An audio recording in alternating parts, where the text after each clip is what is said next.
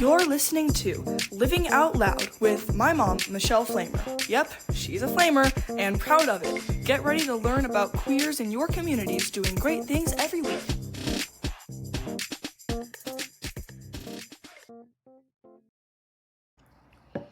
Welcome back to Living Out Loud, the space where we center queer voices, courageous leadership, and the power of community care. Today's guest is someone whose work lives at the intersection of justice, joy, and deep intentionality.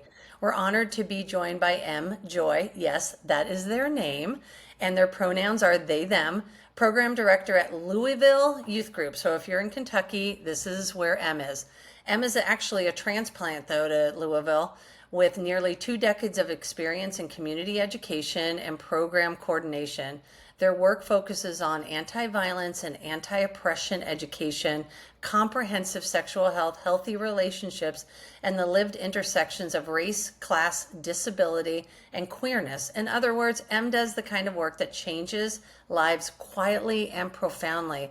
At Louisville Youth Group, M helps create brave, affirming spaces along with the rest of the team where LGBTQIA plus youth are not only safe but seen, valued, and empowered to become who they already are. The organization has been a lifeline for generations of young people, offering community resources and belonging in a world that does not always make room for them. Outside of their professional work, M sings with a social justice choir. I can't wait to hear more about that. Builds community in the streets, gardens, cycles, enjoys a solid cat meme. Now I know. And yes, feeds raccoons and opossums. I have a funny story on a possum story. With my mom, actually, which honestly feels very on brand. But today we're talking about how Louisville Youth Group began, what it meant to truly show up for queer youth, and how M sustains hope, joy, and humanity in this work. M, we're so grateful you're here. Welcome to Living Out Loud. Awesome. Thank you, Michelle. You're welcome. How's it going tonight? It's going. We just wrapped up our last tween group for the year. So great. So we had a lovely little celebration with our tweenagers, who are just freaking adorable. So yeah, we just Wait, just wait, came from what is super important to them at this point in their journey and the fact that they're even at Louisville Youth and yeah. knowing kind of who they are? What are a couple of like just interesting things before we kind of go into understanding where you came from and then moving Yeah. forward? But yeah, I just would love to hear. I'm just curious. Yeah, so the tween years, I don't know how much you want to remember them. I certainly don't.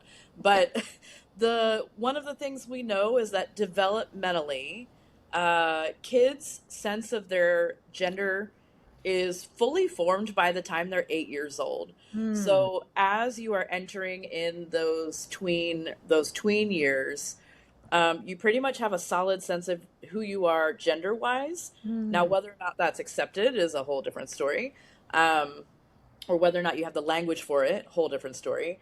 But once again, along with the dreaded puberty comes also those feelings of sexual exploration, under trying to figure out who you are, with your human sexuality, whatever brand or label that may take. And so our tweens, ages 9 to 13, are they're like really coming into their gender space, and they're starting to maybe explore or have like sexual or romantic feelings. Mm-hmm.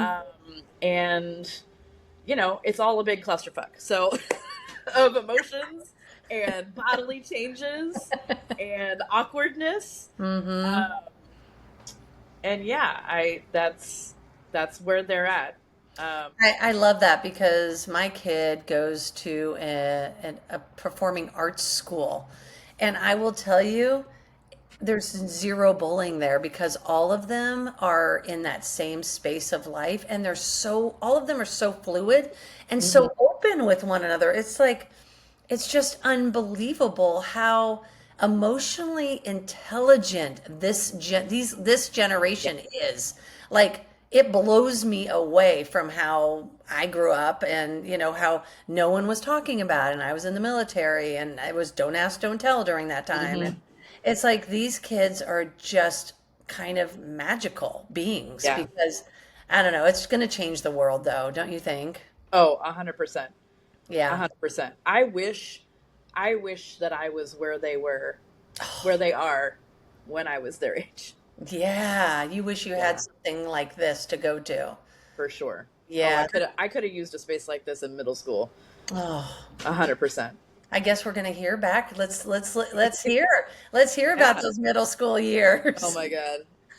My printer has decided to do something very loudly, so I'm gonna pause for just a moment and take care of that. Well, before we. Okay, we're going to talk about your coming out story and those middle school years. Ugh. Yeah. uh, Man. You know, I in sixth grade is well. I mean, obviously, looking back on my childhood, I there were definitely moments growing up where uh my gender was always an issue, but I didn't have the language of non-binary or genderqueer or anything like that. Like I had tomboy, right?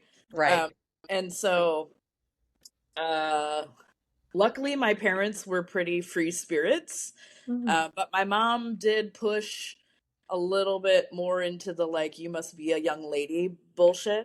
Yeah. Uh, so that was a struggle at times, like the forced performance of femininity. Hmm. But in sixth grade in particular, I definitely started to like have feelings for other girls at Hmm. school. Um, and I didn't know, like I didn't know. I didn't have any like this was before like being queer in the media was really a thing. It was, it was like the very early 90s. Um, so Ellen hadn't come out on TV yet. Yeah. So I was like having these feelings, not really knowing like what to do with them. Um, and then I just like I didn't really I just didn't fit in really anywhere. I always felt weird or different, and I got bullied relentlessly in middle school. Sixth grade was probably the lowest part in time in my life.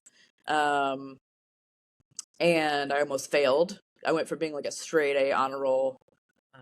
everything to like almost failing, because of all the bullying, some abuse at home stuff too, like all kinds of stuff.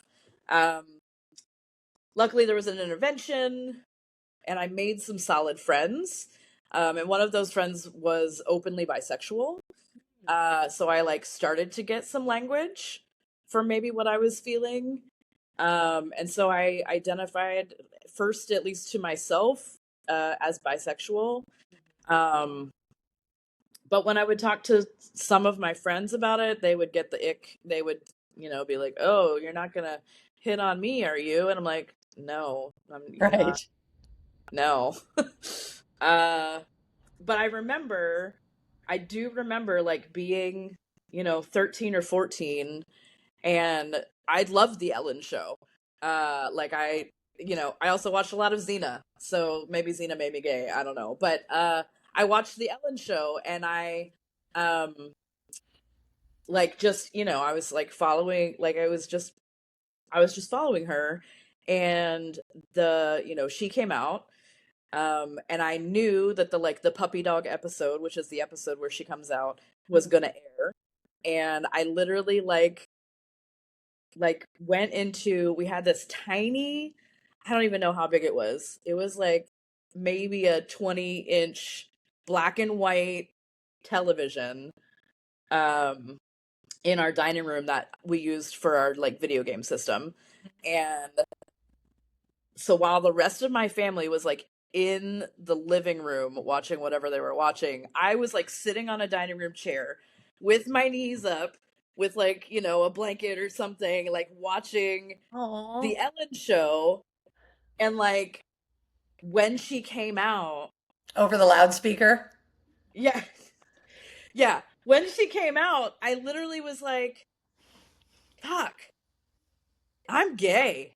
Uh-huh. Yeah, like it just like it clicked, It right? validated for you. It was Yeah, it validating. completely validated how I felt. Yeah. Um and so I still like I wasn't like it didn't feel safe to be out to anybody at that point. So I still like told my friends I was bi, and I still like kind of dated guys to like pass. I had a beard situation going on, um and yeah, but I didn't tell my parents or my family or anything like that. And there was a situation. So my parents were divorced my whole life. There was a situation in middle school when I was at my dad's house where uh, my younger sister was having a friends over, a slumber party or something, and her best friend was flirting with me. And I flirted back, and she got mad about it. And so she went upstairs and like told my dad. I don't know what she told him, but he called me upstairs and was like really angry, and and he was asking me in a very angry voice like, "Are you gay? Are you gay?" And I was like, "No, no, no, no," and he made a really disparaging remark about my bisexual friend. He called her a dyke, and like I was like, "Yep, nope, not safe, not saying anything to you, like whatever." So I actually didn't come out to him until I was like in my early 20s. But my mom, uh, this was back in the day of AOL. So the internet was just being created, You've got and mail. I like with this new budding technology, I had the ability to connect with people anywhere, right? Yeah. And there were chat rooms of all kinds and shapes for all kinds of people. And so when I was like 15, um, I was in a chat room, and I connected with some folks and was talking about like, how did you know that you were gay, and like I'm having these feelings. And I started like an email conversation with this older woman, this lesbian on the internet, and just asking her questions, right? Like nothing, and I didn't share any personal, like I didn't share my The address or stranger, the yeah, the stranger picture, danger thing none was of that. like, Like I was yeah. literally just like seeking support. Oh, Um, and my stepdad violated my privacy and read my emails, and mm, so my coming out was forced. Basically, like my mom and my stepdad called me to the living room, and they were like, we've gone through your emails. Do you want to tell us like what's going on? And they're like, why would you be emailing this older person, this stranger, blah blah blah blah blah. And I just like I was like crying and like so upset, and I blurted out like, probably because I'm bisexual. Once again, like I knew I was gay, but I didn't want to say it out loud. right. And then there was what I like to call the great pause, where like silence, Yeah. like you could hear a pin drop, you could hear a cricket, a cat wailing down the street, silence. And then my mom said, you could have told us. We would have tried to find you help.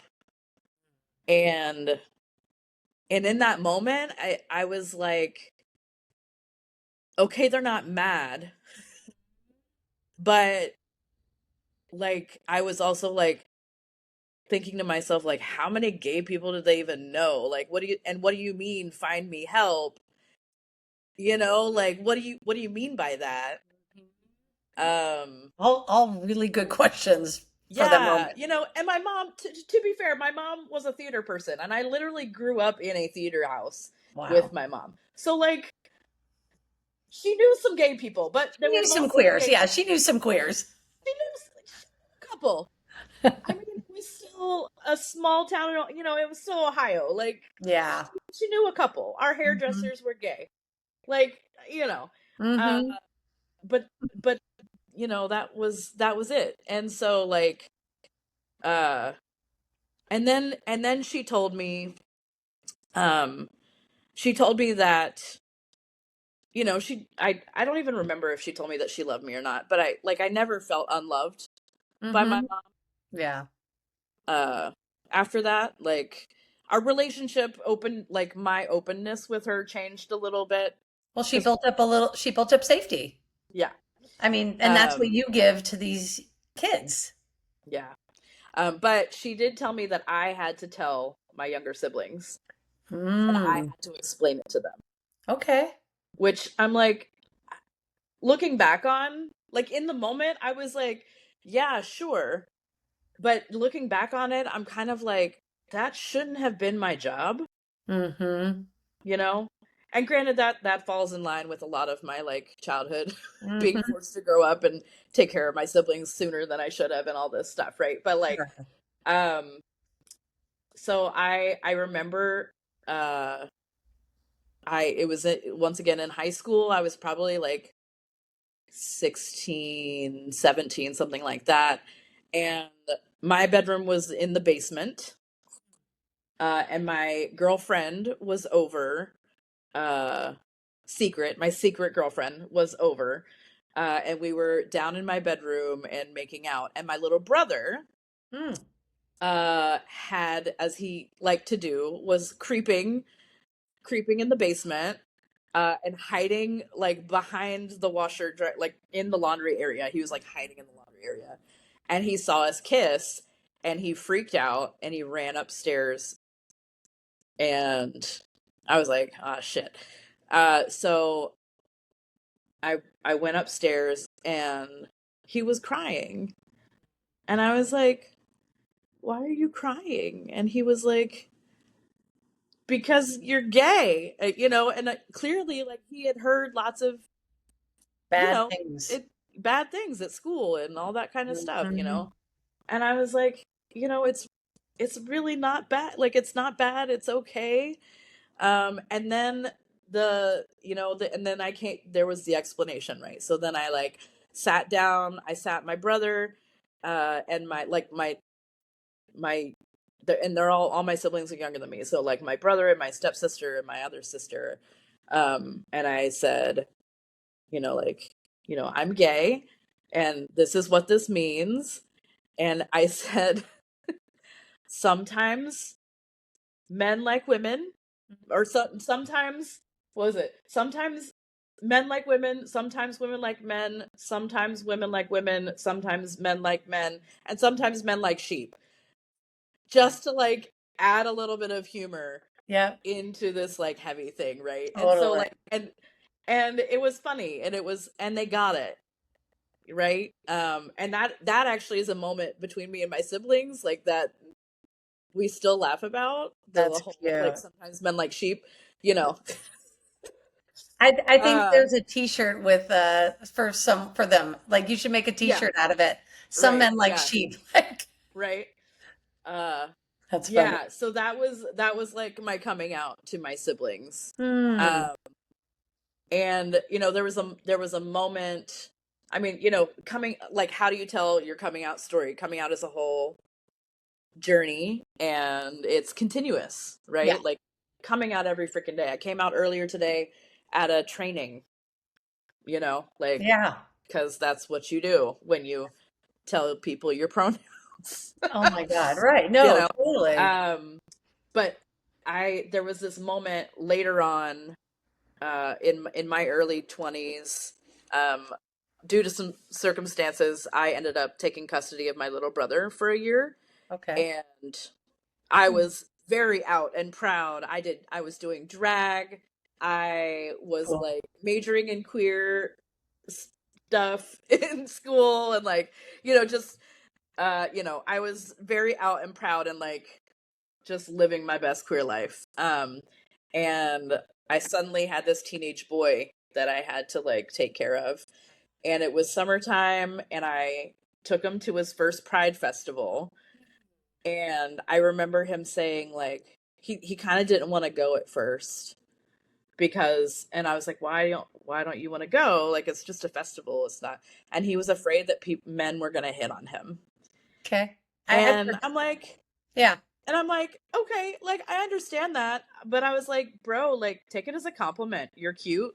We got the same genes, like, take it as a compliment. But I was like, if you're really worried about it, we'll make you a t-shirt. So we took his like American Eagle t-shirt and flipped it inside out and used like a Sharpie to write, "I'm not gay, but my sister is." Aw, I love that. Yeah. So then people could talk to him, but it wouldn't feel like he's now in control of the narrative, right? Yeah. Which I think is so important, is Yeah. that, which is what you said, is like around your coming out, your family sort of pulled that from you. You didn't really get the opportunity to Yeah. have that moment. You didn't get to the chance to control that narrative. Yeah.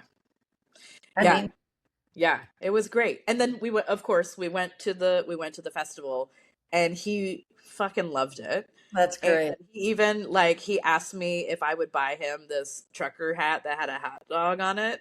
Oh my God, And I was dude. like, "Do you know what that Yeah, means? what's Like the you're symbolism going to behind be that? wearing like a moment like an hour ago you were worried guys were going to hit on you, and now you want a hot dog hat?" He's like, "I really love hot dogs." I'm like, "Okay, bro. Like whatever." I love uh it. yeah. And you have a Yeah. good relationship to this day? Like you're still cool? Yeah.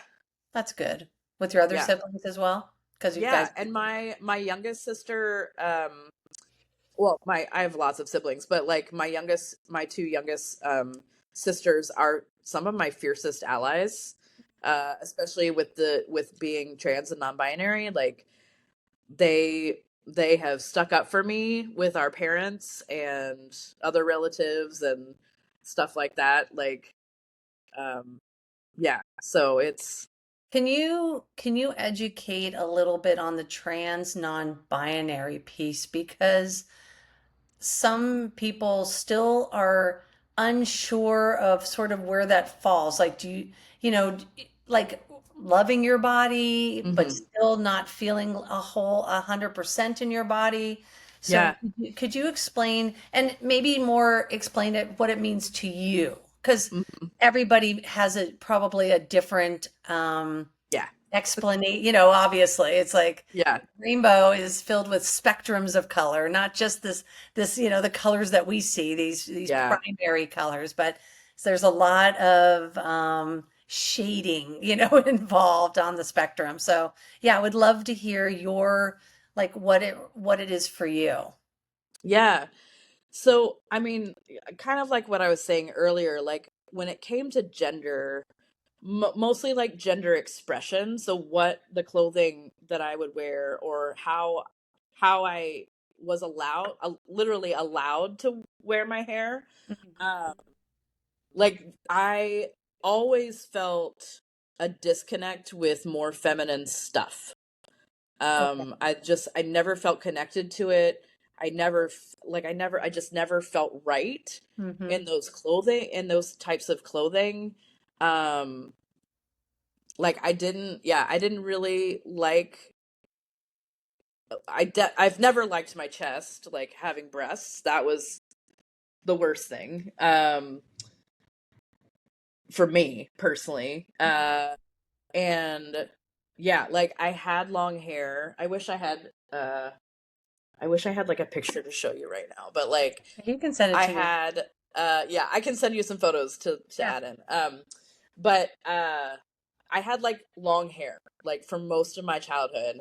Um and it just like I it's like it's long, it's straight, it doesn't do anything. So I would literally just wear a ponytail. Like I just pull it back into a ponytail. My mom wouldn't let me cut my hair short. Um and then like my high school girlfriend literally said to me, like, if I wanted to date a boy, I date a boy. So, like, I don't want you to look like a boy, right? Like that very controlling, unhealthy thing, behavior. And Yeah. so, like, she would buy clothes for me and like like want me to dress in the very like more feminine preppy style, and I was just like, Yeah. I'm more grunge to be like like it's this whole thing is not like, I just don't feel comfortable. Mm-hmm. And yeah, like I as I got older, um especially when I started doing drag, that really for me was like when the like my gender being fluid or non-binary and feeling like not a woman really really really Seeing surfaced. the masculine Yeah, side like of you. yeah, And now yeah. all these women are like oogling you on stage, probably, which is fun because You're not you're, wrong. yeah, yeah, exactly. I Yeah, mean, it's hot when you guys yeah, are up there doing drag. Like, even me as a masculine, soft butch, spoff yeah, mask, whatever you want to label it, it's like I'm masculine presenting. I still like my boobs though, so that's yeah. why I'm more of a soft butch, in Right. that sense. Like, and but I still find it fantastic. Like when I'm at a drag king show Yeah, and watching all of you got all the performers yeah, really embracing this like very cool side. The swagger yeah, comes out, and like the yeah. minute you The guys get, swagger. yeah, it's the swagger. It's just Yeah. so it's and maybe now thinking about it, I think it's because why it's so enjoyable, regardless if someone's femme presenting or to masculine, depending upon, like whoever. I think the reason why we all have so much fun is because you guys are really in your joy. We're seeing Mhm. joy like Yeah, firsthand. Like you guys just exude it when you're on stage because it's probably freeing in many yeah. ways. Yeah, and the so I founded the very first all drag king troupe in Cincinnati, Ohio, where I'm from. That's Uh, awesome. so we were the Cincinnati Drag King Society, or CDKS, CDIX for short.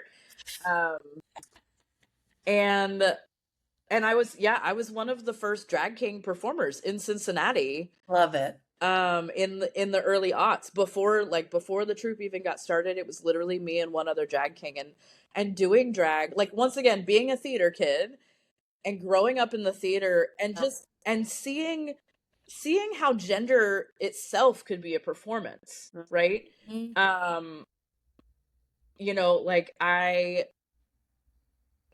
just embracing that, and like you said, like exploring that masculinity, and not in like a toxic way, but in a very like fun and performative way. It really that really spoke to me. um I love on that. on the flip side, I was also like, at that time, I was singing in the social justice choir, Yeah. which was a women's choir. So I was like kind of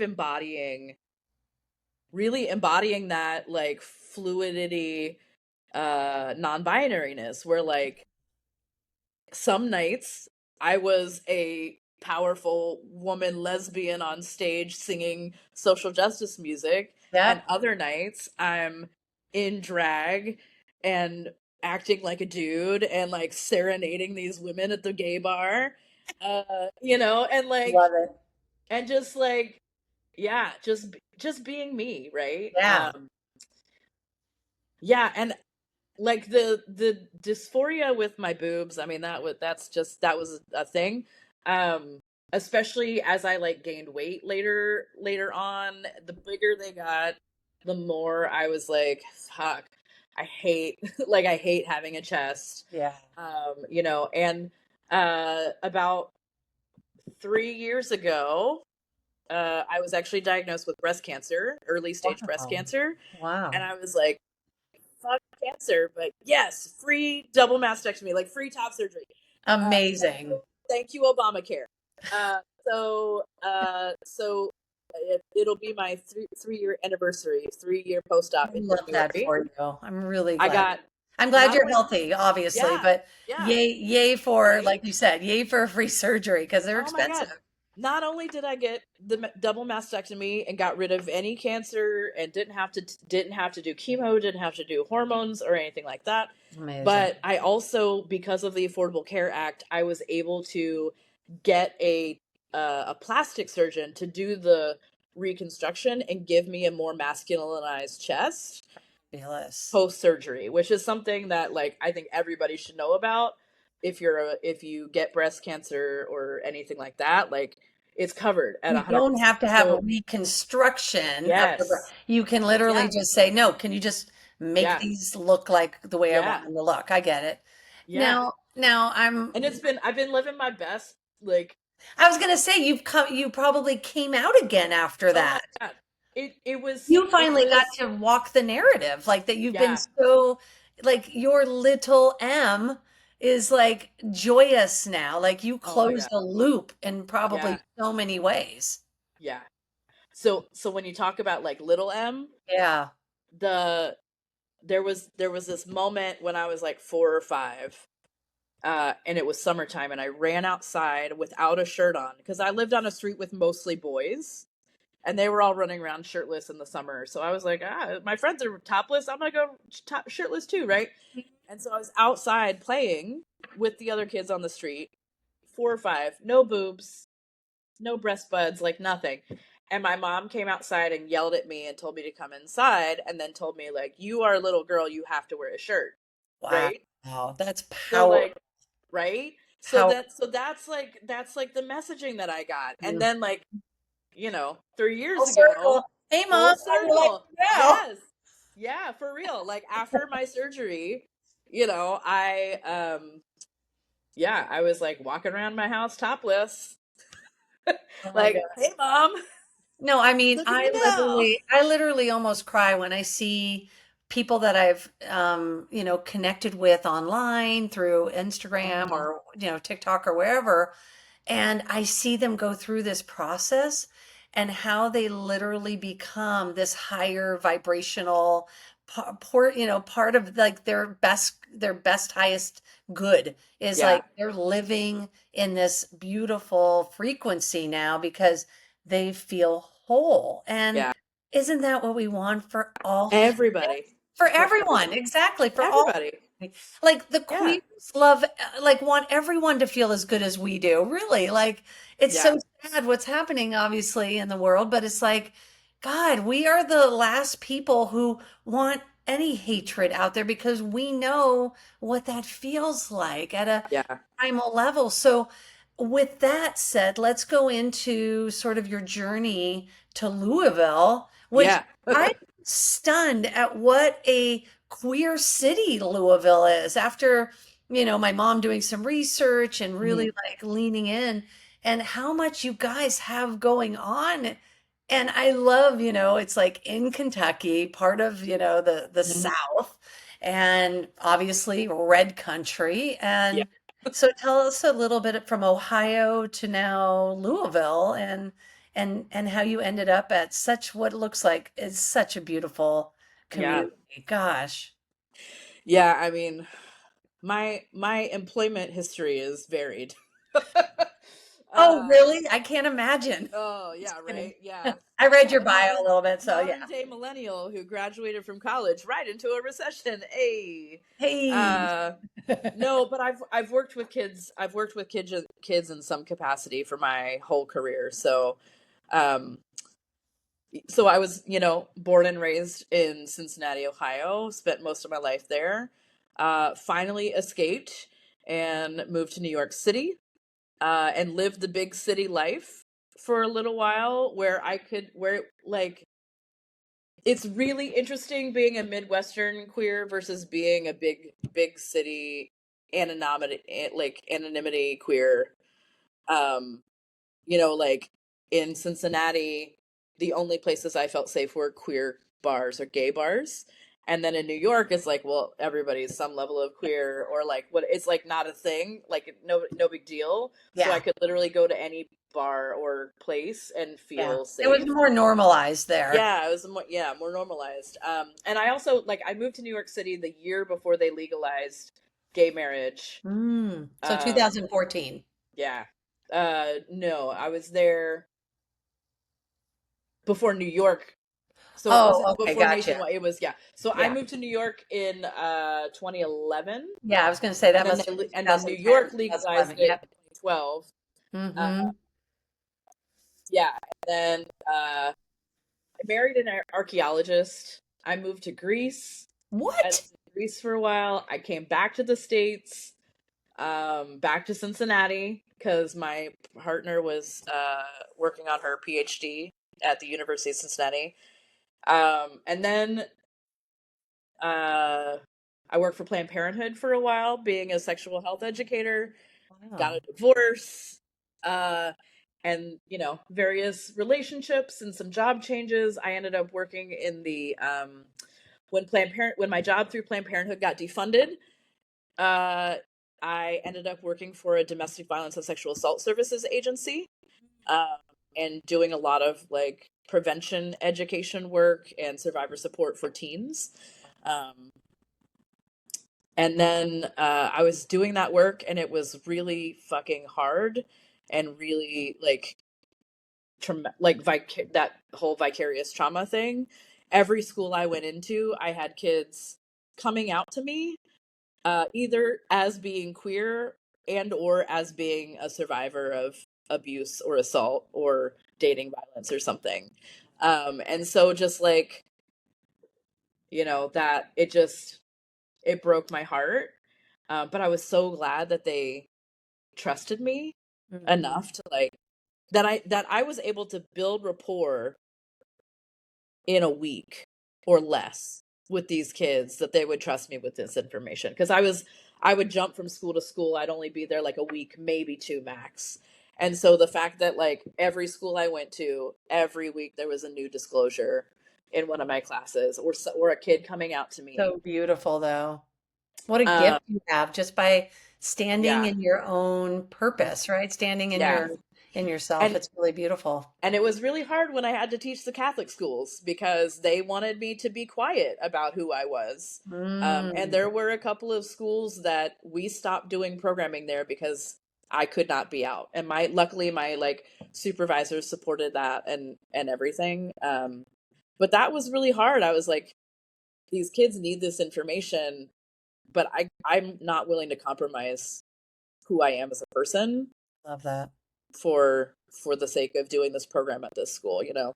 Um, and then COVID hit, and the world went upside down, Yep. and I was, stressed out, traumatized out, trying to talk about domestic violence and sexual assault via Zoom to students who like did not like who were at home. It wasn't safe.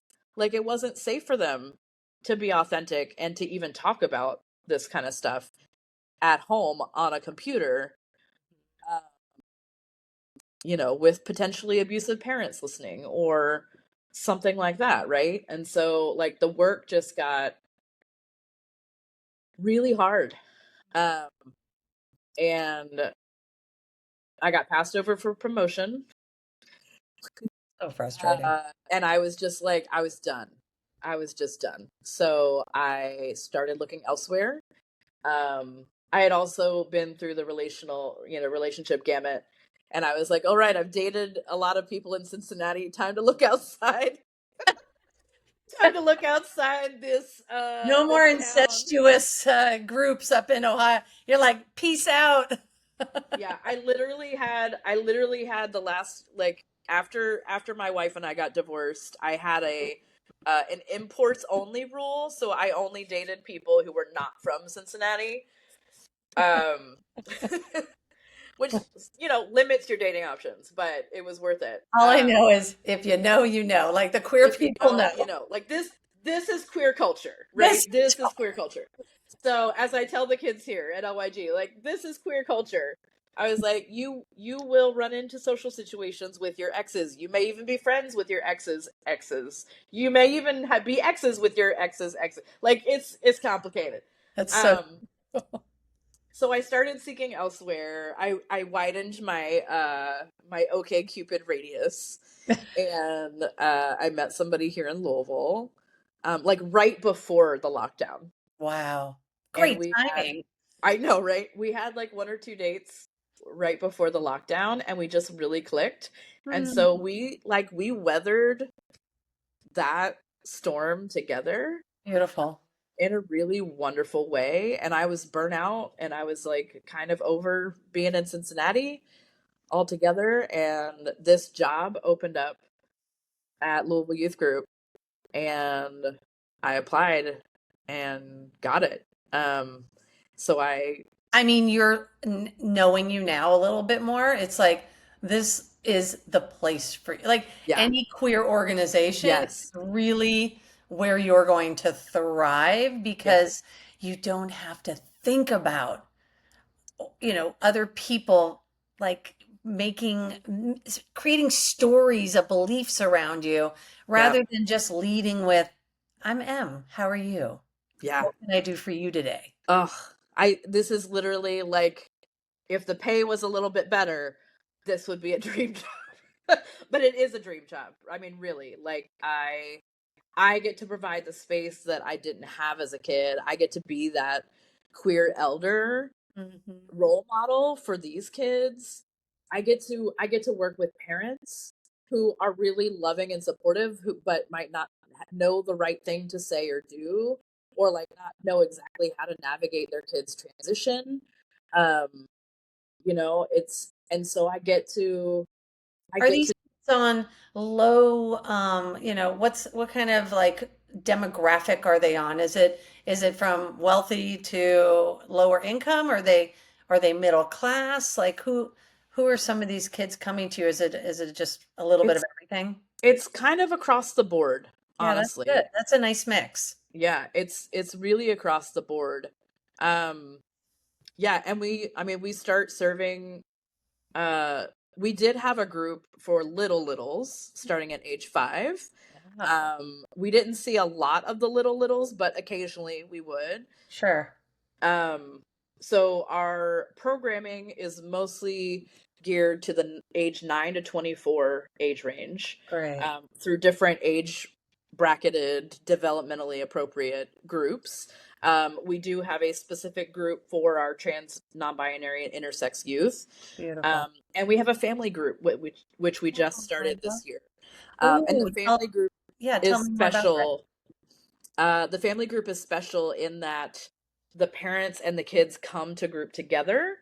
Some Mm, nights we do activities all together as like family units to help like strengthen their communication skills, or talk through some of the like how to prepare for the holidays together, that kind of stuff.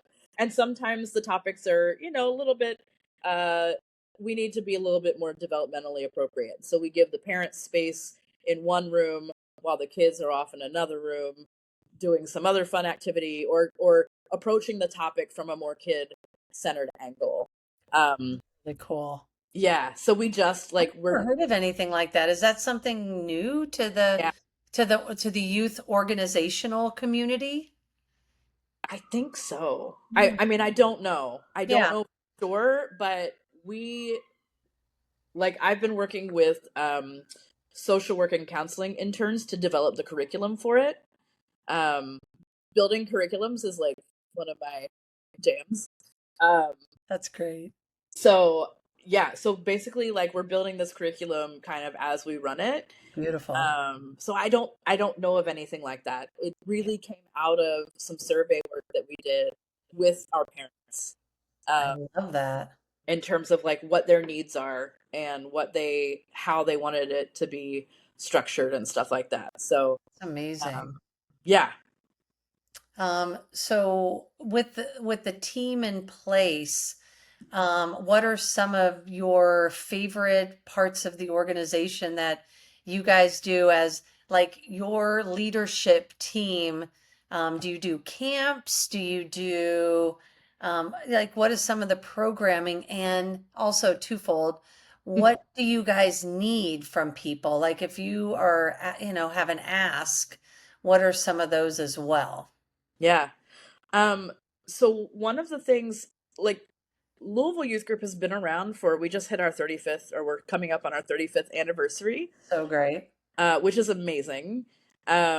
We have like, since I've come on as program director, we've expanded our services and programs a lot. We used to just serve teens. Gotcha. Now we've expanded that age range a lot. Um, and we used to be just more of a, like, kind of a quiet group that, like, we're still in a church. We're still in an old church. But our group met in a church. It's great cover for kids who aren't out, which is wonderful. And our name's really generic as well. Um, so we still have that, but, like, for most of our history, we weren't necessarily, like, out and proud, or, like, super visible, or, like, doing things out in the community, right? And one of the things I wanted to build out, that COVID actually really helped with, was getting outside of buildings and going outside. And so when I first came on and was tasked with, like, rebuilding basically our whole organization, uh, I started doing meetups, family friendly meetups, in various parks around the city. Love that. And from that, we have developed a whole calendar of events that happen. So some of those are major events, like our annual Pride Prom Oh, that we do every spring. We do a camp. We do a weekend long empowerment camp in the fall. love that. We are coming up on our annual New Year's Eve lock-in, so I get to stay awake for 24 hours, making sure these teens don't get into shenanigans overnight in the church. Uh, but so our lock-in, our Pride Prom, and camp are really, like, the big Pinnacle. events of the year. Yeah. Um, but we've added in things like an annual roller skating party. Um, Hmm. roller skate. We've done a roller skating party. That's called our Queer Fam Skate Jam.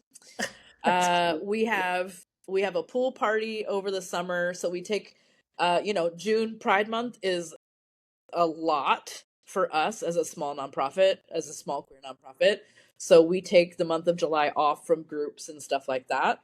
Rebuild. I go on vacation for 2 weeks. It's lovely. Um, and then we come back with a pool party, uh, which we are calling the Cannonball. Uh, Actually, very cute. so it's a private pool party because a lot of trans kids don't feel safe being publicly trans Yep. at the pool, right? Yeah. So it's a private pool party. Cool. Um, so we do a pool party, a skating party. Um, we do clothing swaps.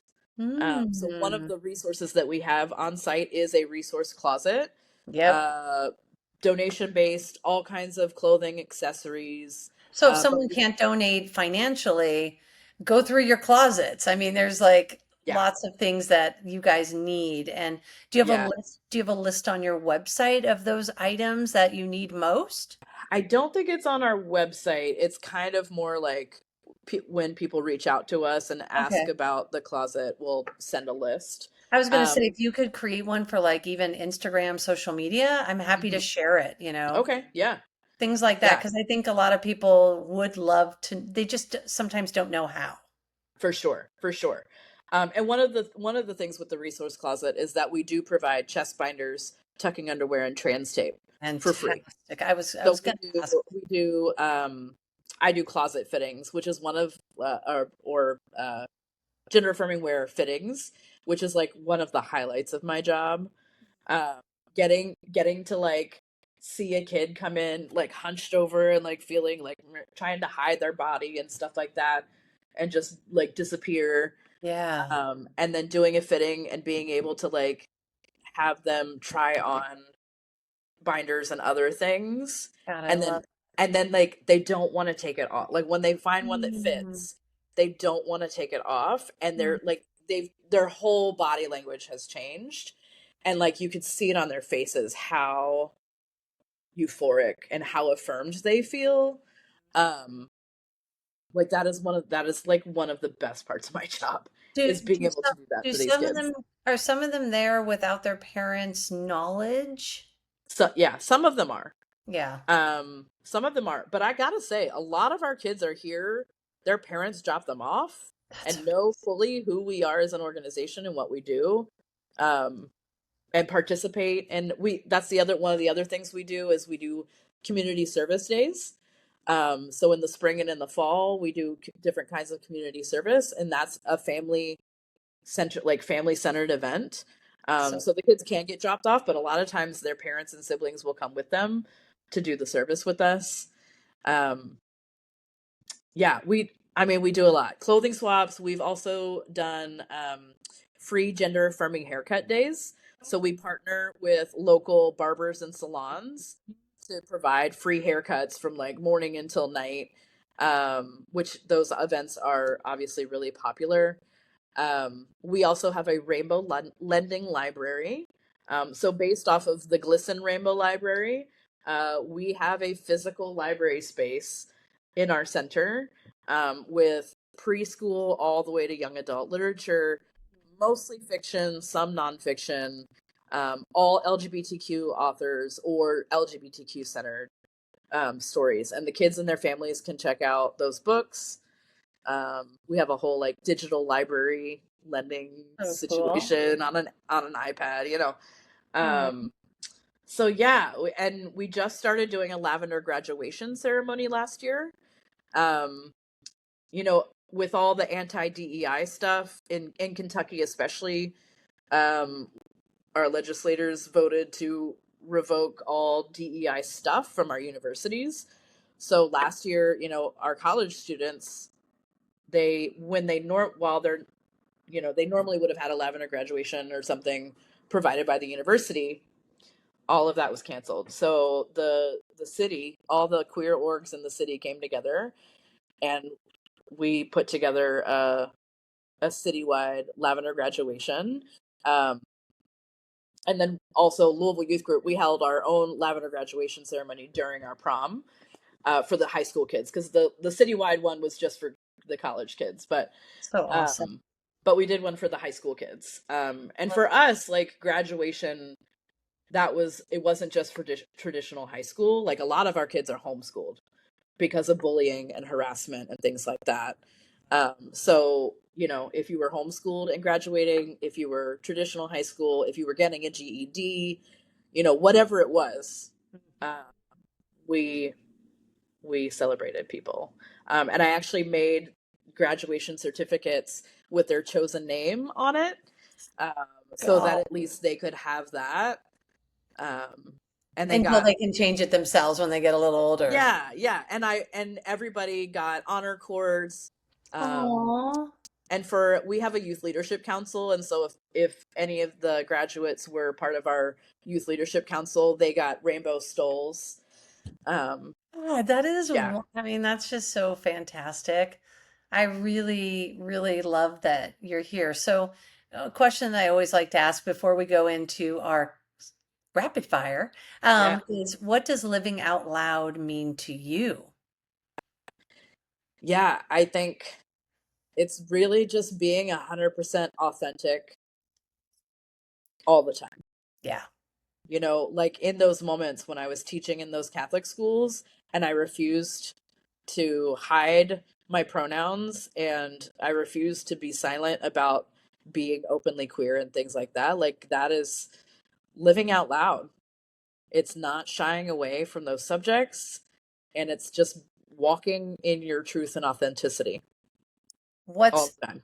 yeah, like what is one message you hope every listener takes away from the story and the work that you guys do at Louisville Youth Group?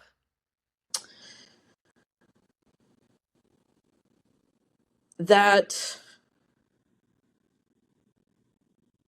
the world is a really scary place sometimes, and it is it's really hard to be a kid who's different or perceived as different or wrong. And all it takes is one adult to love them and affirm them and support them 100% however they are, however they show up, whether that's really shy and awkward, whether that's really weird, or whether they're the cool popular kid. But like every kid needs one adult. And what we do at Louisville Youth Group here is we provide adult mentors and role models so that they can see themselves growing up. They can see themselves having a future, and not just like a scary future, but a future of longevity, They can be right? proud of themselves. They can feel good in their skin, obviously. I love Yeah. My partner and our toddler, they come to camp with me, so I'm like the camp director, right? that. Yeah. And a lot of times, like the kids, the teens will come up to us when we're just like sitting together as a family at the mess hall, right? Yeah, you're And showing they'll them the possibility. Yeah, and What they'll just is, come up to what's us okay to have. with like little, stars and tears in their eyes and just be like, "You all are the best parents. I wish my parents were like you," or like, "You all make my," like they're just like so overwhelmed by how, like, just how wonderful Dynamic and that, healthy and how affirming we are of our toddler, and like, you know, uh, yeah.